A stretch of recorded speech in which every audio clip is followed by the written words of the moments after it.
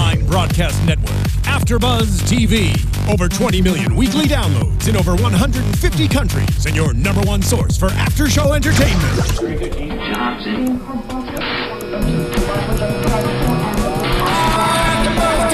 AFTERBUZZ TV, the destination for TV superfans, producing after-shows for over 300 of your favorite TV shows, interviewing celebrities and showrunners, and bringing you behind-the-scenes exclusives. All thanks to E! Entertainment's Maria Menounos, producer Kevin Undergaro, and internet leader Akamai.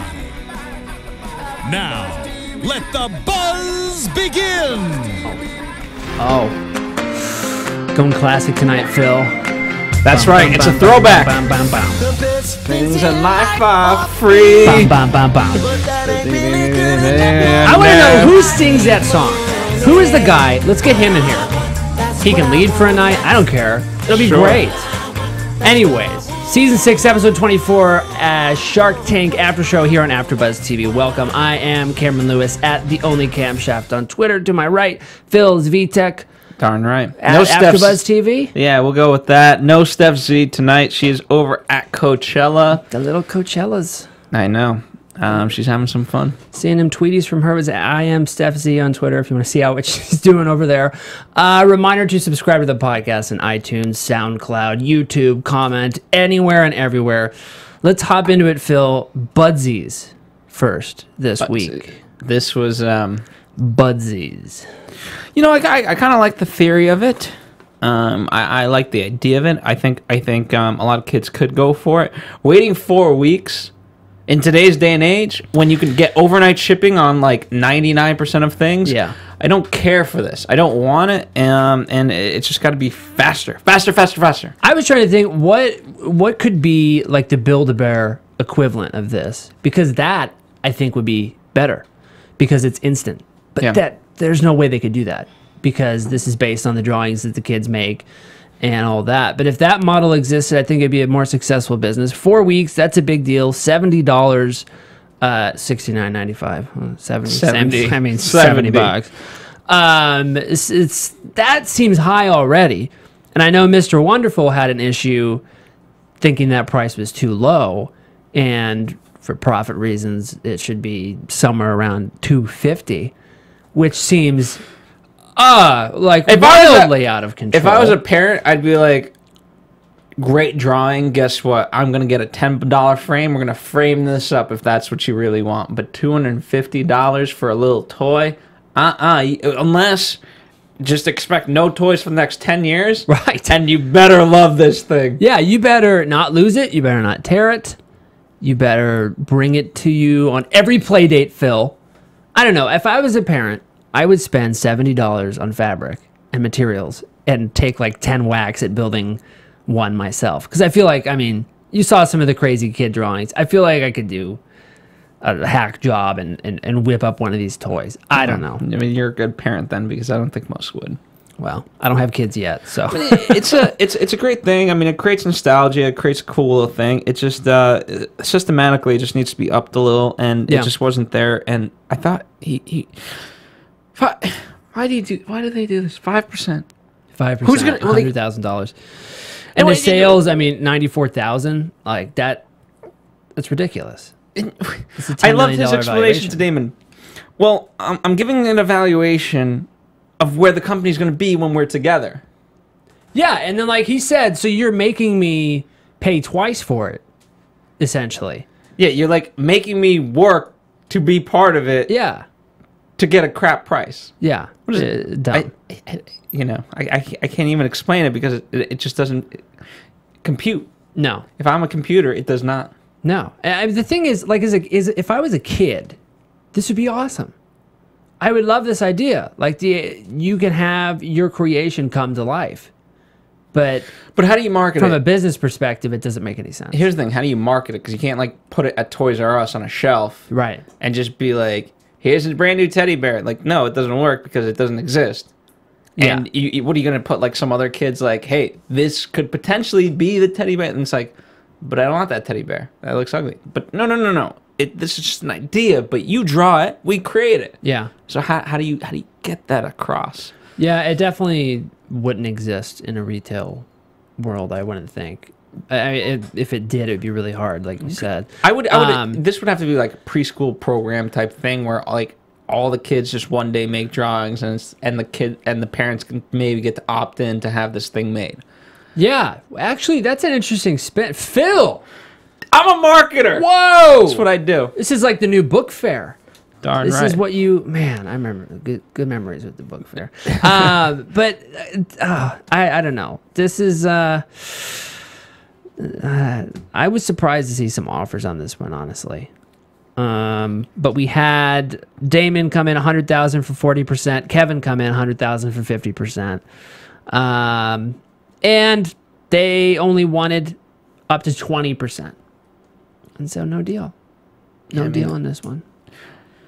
I feel like he just wasn't going to wiggle. No. Regardless. And yeah, I mean, he made less sales than what he was asking for. Oh, yeah. That's insane. Oh, yeah. Insane. I mean, ridiculously less. And by the way, from a technology perspective, it concerned me when he said, yeah, the parents just take a picture and text it to us. And then I was like, wait a second. Whoa. There's not an app? Is there an app? There has to be an app, right? No. That texts us a picture of the thing. That's where you're getting slowed down.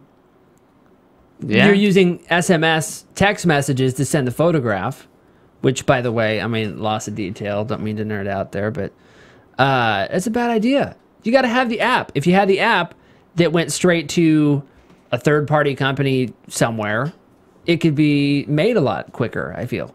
I just feel like regardless, like, there has to be a human component involved. Like, imagine what's the staircase that isn't actually a staircase because it's like... You get what I'm saying? You know, like it can only works in a drawing because it doesn't physically exist. Yes. So what if I made a caricature that only worked on paper? Good luck making my Budsy. Right. And what do we got? Deadsies? Petsies? Defy Deadsies? physics.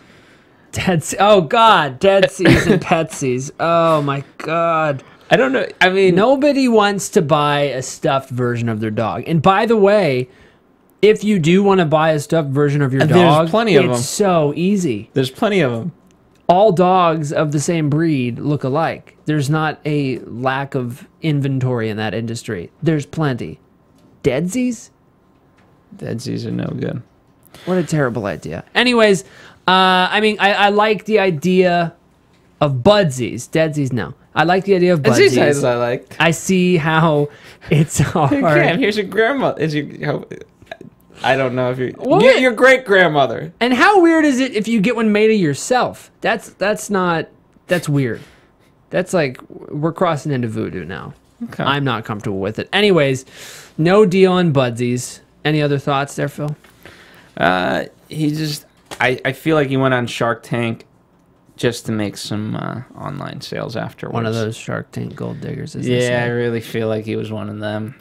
Yeah, deep down. I feel it. I'd be thinking about it that way. Yeah. Be thinking is our next business, Phil. Business number 2, be thinking. $400,000 for 10% is what this gentleman was seeking for his bee hive farm containers. I don't really know the lingo of how to describe it. Because it's not the hive itself. The hive is something the bees make. They're just overpricing it. They're boxes, right? They're hives. They're the hive. They're boxes, though, right? Yeah. Like, that's all. And this is no disrespect to be thinking, but what's to stop you from just making a box out of anything and just stuffing a bunch of bees in there? I know nothing about this. That's why I'm asking. I feel like the greater service of bee thinking is I want a package deal. I want to get the box and the bees. Yeah. Yeah. You know, it's like if I'm at a pet Can you store. ship bees though? I don't know. Well, they that's part of their service. Now it's a separate It's a separate thing that you have to do. But like, you know, it's like going to a pet store. If you're gonna get goldfish, you kind of need the tank. Well, you're not gonna get a tank to not have goldfish or whatever fish. Right. So just make like almost like a package thing. Like, you know, with this box, you can have 50 bees. And with this box, you can easily get the honey out of the... That would be kind of nice. But here's with bees, in my mind, there's a whole set of things that's just... Number one, now I got to get the suit. Yeah. I can't just... It's not a fish. It's valid. That's a valid point.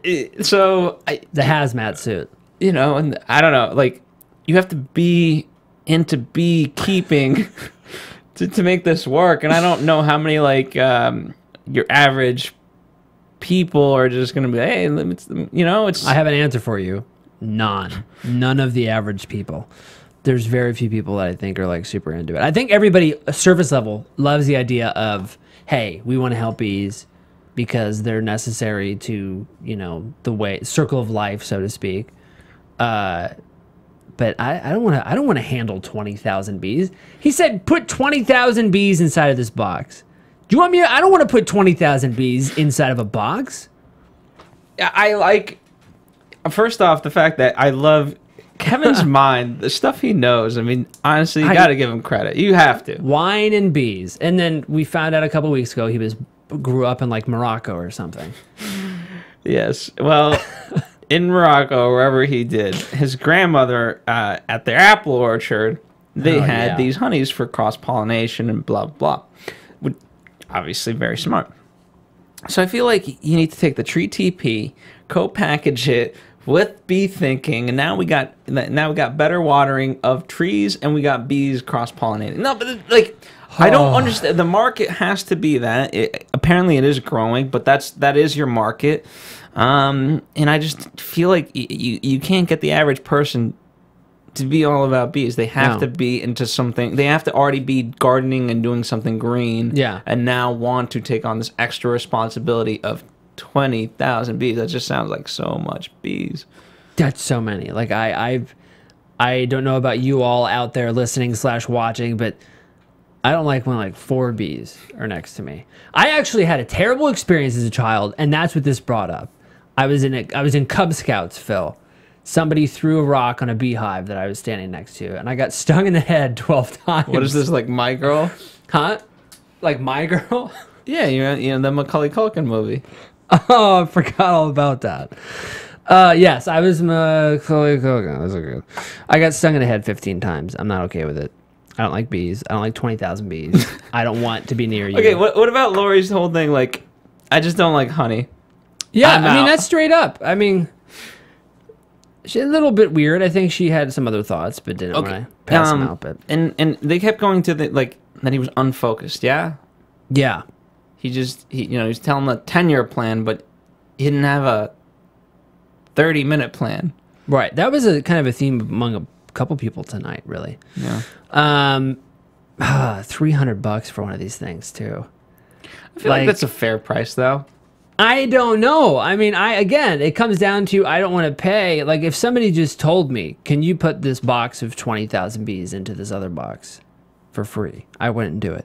If they said do it for $300, I wouldn't do it even more. I don't know, Phil.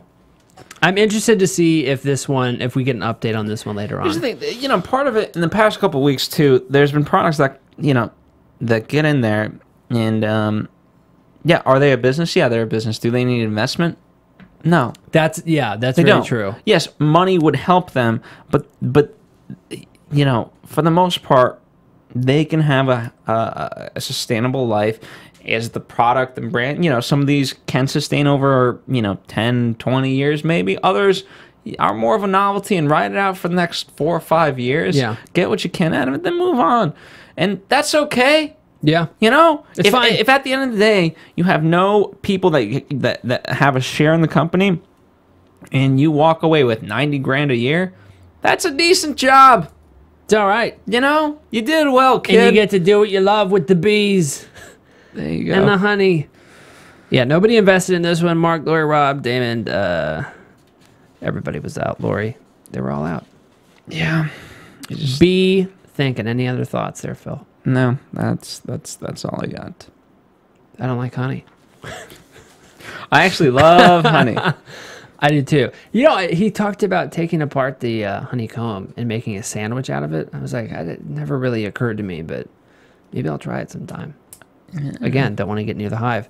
Next up, Pulley Pals. Pulley Pals, 100,000 for 20%. The pacifier picker-upper, as they say. What do you think about this one? I didn't really get it. Yeah. But then again, I don't really have kids. Right. I don't really interact with kids. I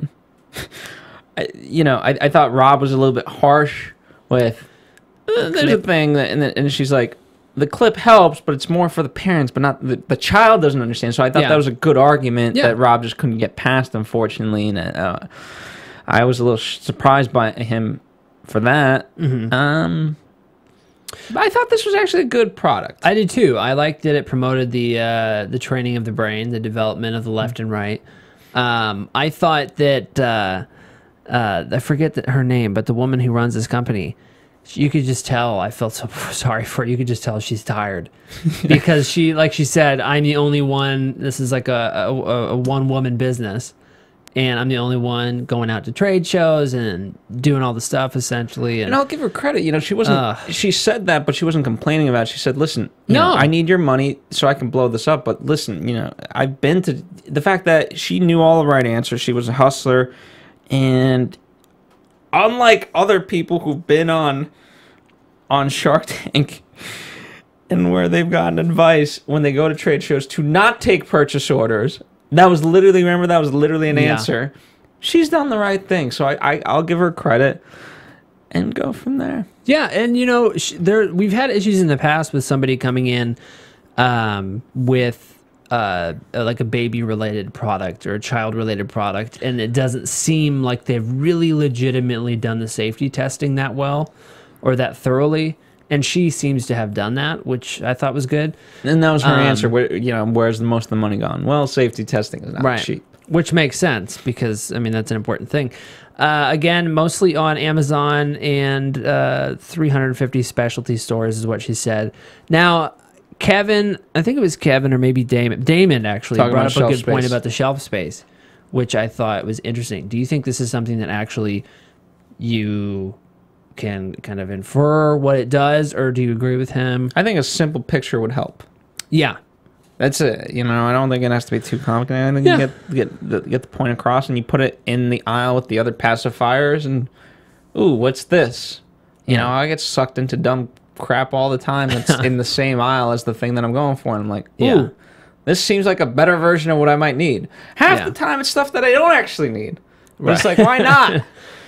It's like, imagine if you need a nice little protective car. You got this, and you line up a Hummer and a tank, and you're like, ooh, I'm gonna go for the tank on this one. I don't know. I don't know how to describe it best. Oh man, $97,000 with the sales in the past year, which I thought was pretty fair.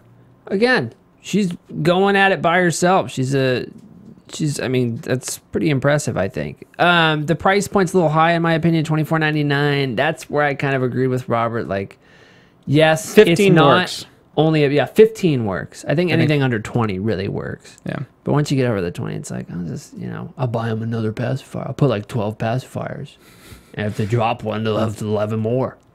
But yeah, so Lori ended up going in on this one. She's the only one that offered 100,000 at 30%. She countered at 25. Lori said 28. They said deal. She was really hardballing her in that respect. It was like, I just want to see if you can wiggle and if you really want to be partners, or if you're, and what an absurd number, 28%. Yeah. 28%. How about 29.5? It was just a show. Again, it was more of a test than anything else. Yeah. She would have taken 25, but it's like, okay, let me test you. How bad do you want this? Yeah. And which is good. You got to do that. But I think this one has imagine if she went some legs. Could she she had said 27, not Lori, but her. Hey Lori, I know you want 20. You're saying 20. How about 27.2894? Yeah, just get really specific about it. Yeah. I want somebody to do that. How about 39.75%? Didn't somebody came in and they were like 3.5%, 7.5%, like 7.5 is actually what? Yeah. For $4 million at 7.5% or something. God, there you go. Pulley Pals. Any other thoughts there, Phil? you know what? I think this could be a great product, and I think Laura's going to help it out a lot. So Yeah, QVC. This is going to rule on QVC because QVC's audience is at-home moms. They're going to be watching it, demonstrating it. It's going to be great. It's going to be great. Good job. And I like Last that up. our market. It was also interesting to know the market because, in theory, it's 8 million every year. Yeah. I liked actually hearing the math on that. Mr. Wonderful broke that down for us. Because I don't know. I don't think about that stuff all the time. I don't either. I just think about the children. Okay. How many homes they need? What? I don't know. How many pacifiers they're dropping by the wayside. Last but not least, For Us. For Us or For Us? For Us. I thought this was 200,000 to 15%.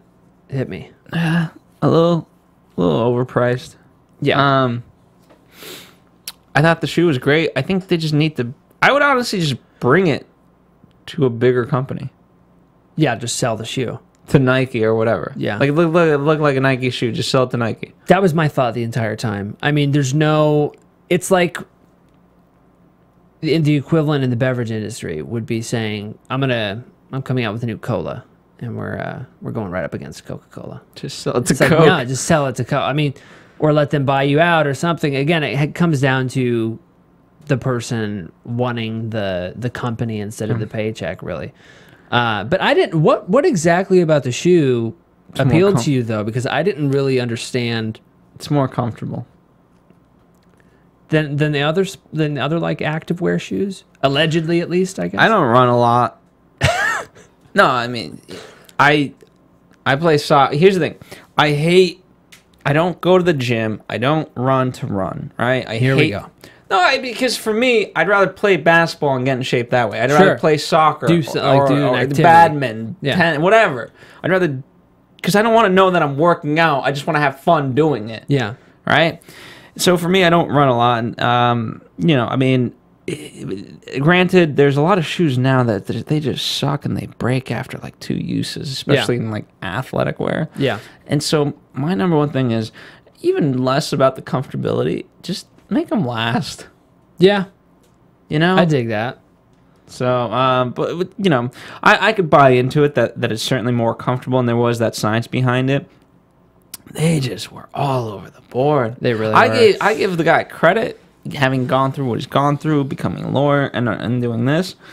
But it's like, it's as Robert said, like, I used to want to, hey, take this guy that used to do the 100-meter dash to do a 5-mile run. He's like, no. I do 100 meters. Yeah. Nothing more. Yeah. And so it's just having that focus, and this guy's very talented. He's super talented. He just needs someone to give him an actual outlet. Right now, he's just doing. Yeah, he's throwing a lot of darts at the board, and again, like you said, super talented. Had an interesting story, a compelling story. It was weird when they pulled the software thing out, the email marketing thing. Like, I don't understand why they did that. I don't understand if they thought, like, is that part of the because that's almost like. Here I am presenting a cupcake business, but oh wait, do you need a casket for your funeral? Because we offer that. So you're buying into both. no, it's exactly Like, the what? same. No, I completely agree. And also, they approached it from like we're gonna have this in our pocket for when things are going really well, and then we're gonna like make them go even better by throwing this on the table. And that is not at all. It was like things are not going well. This is a last ditch effort. That's how it came across. Absolutely. And 9 times out of 10, that's how it usually.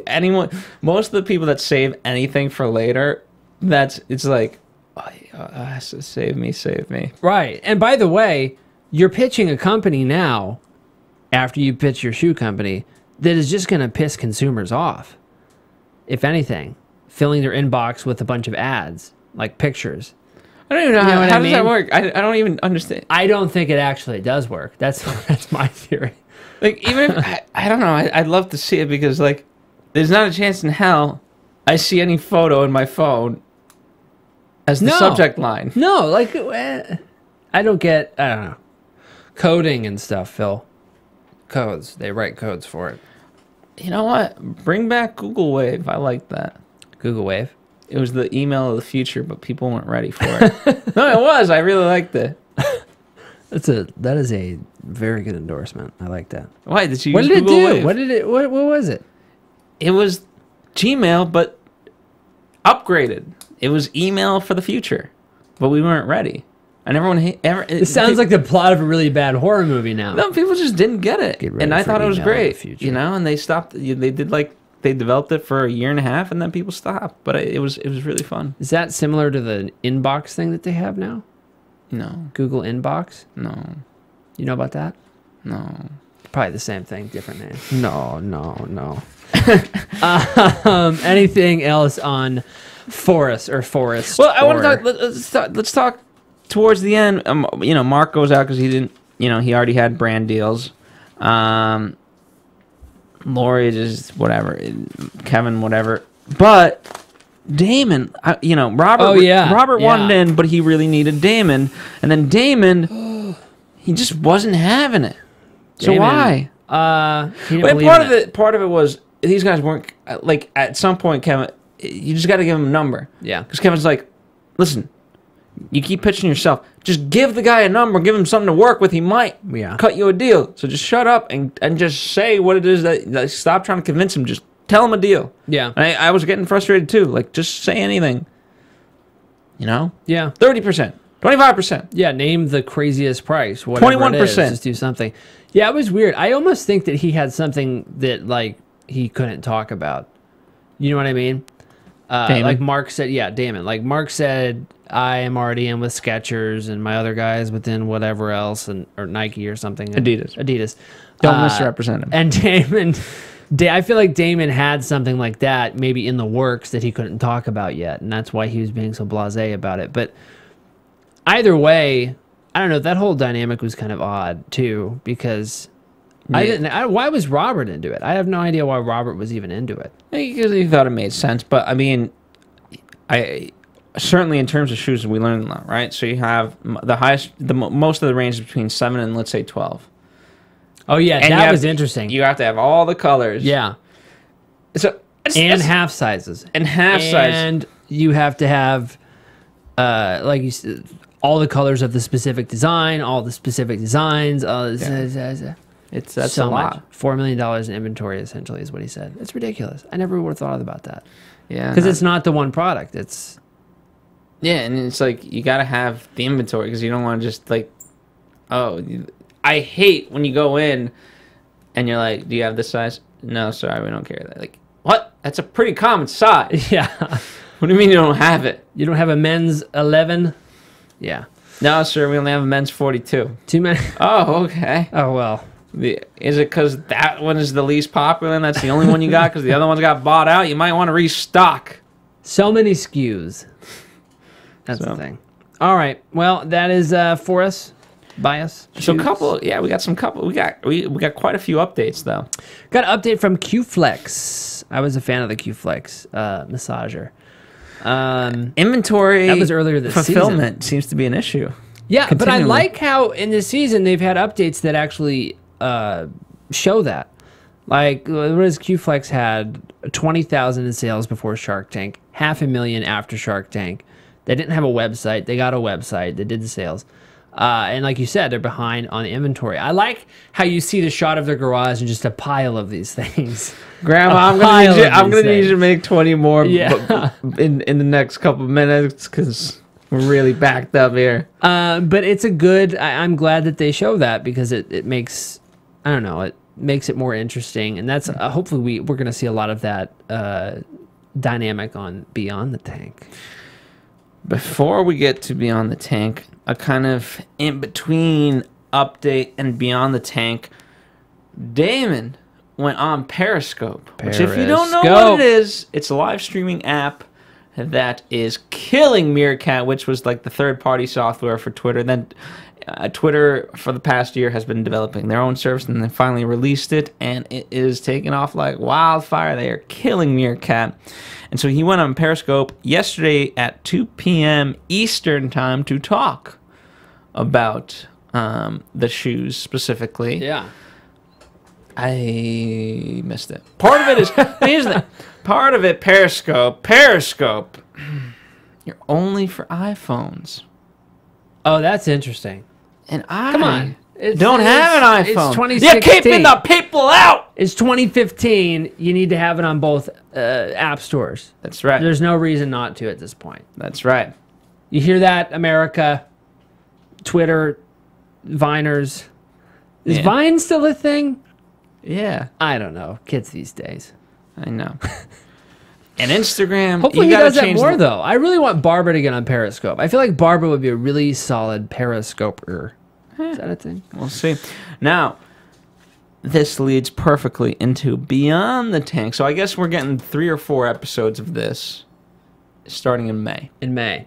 So after Shark Tank, in the first week of May, boom, set your DVR because first episode of Beyond the Tank.